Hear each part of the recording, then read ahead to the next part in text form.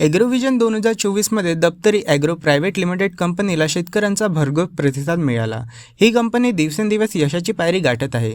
दप्तरी ॲग्रोव्हिजन private limited company कायदा 1956 अंतर्गत 14 जून 1994 रोजी समाविष्ट करण्यात आली। महाराष्ट्रातील वर्धा येथील सेलूमध्ये दप्तरी बंधूंनी कंपनीची जाहिरात केली।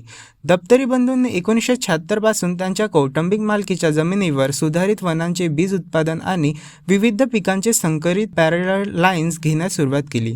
प्रमाणित पाया आणि पालक बियाणे उत्पादनाच्या दरम्यान त्यांनी उत्कट स्वारस्य विकसित केले आणि संग्रहालयातील वैज्ञानिक दृष्टिकोन, पॅरेटल लाईन्स आणि हायब्रिडचे वैशिष्ट्यपूर्ण ज्ञान प्राप्त केले।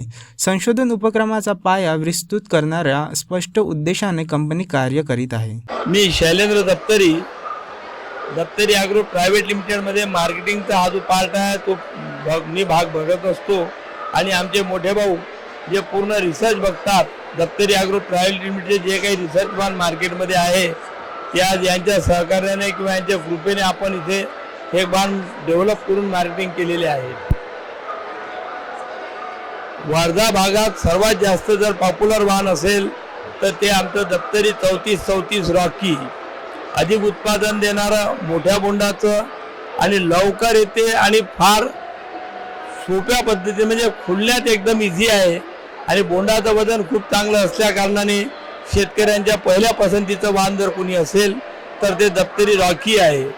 आणि त्याचप्रमाणे एक दप्तरी पुष्पा म्हणून जी व्हेरायटी आहे तो लोकांना लवकर येणारं वाहन आणि जे नवीन आता पद्धत जी CICR कडून डेव्हलप होऊन राहिलेली आहे, दाटदूट झाडं लावायचे 3 किंवा 3.5 फूट बाय 1 फूट अंतरावर जमीन पाहून, तर त्यासाठी सर्वात उपयुक्त असं जर वाहन कोणतं असेल तर ते दप्तरी 2244 म्हणजे पुष्पा हे वाहन त्यांनी लावावं।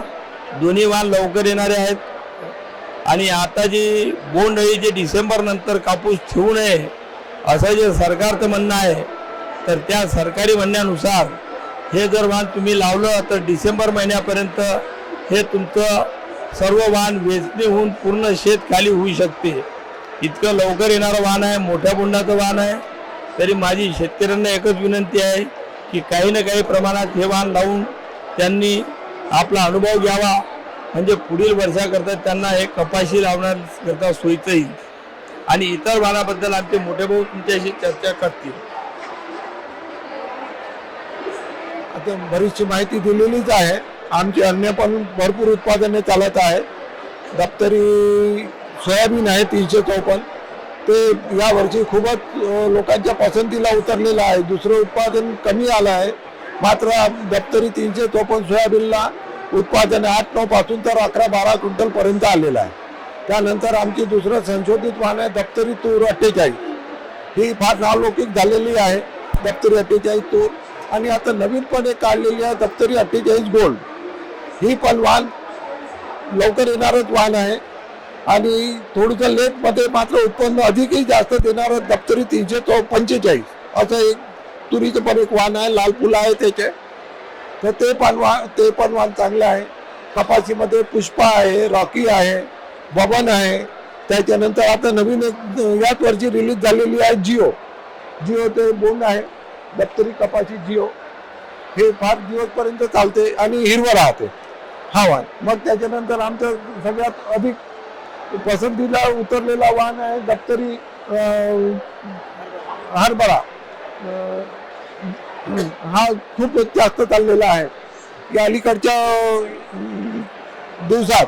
हा वाहन खूपच नावलौकिक आलेला आहे। दप्तरी बियाणं पुरेसे फक्त दप्तरी 1 केली, फक्त 20 किलो बियाणे एका एकराला भरपूर आहे, हे याची विशेषता आहे। कारण की झाड हे खूप फळते, त्याच्यामुळे दूर अंतरावर लावूनही उत्पन्न हे एकरी 10-12 ते 14 क्विंटल पर्यंत उत्पादन काही शेतकऱ्यांनी घेतलेलं आहे। याच्यानंतर आमच्या मग नंतर गहू आहे दप्तरी चमक, खासाठी खूप उत्तम आहे।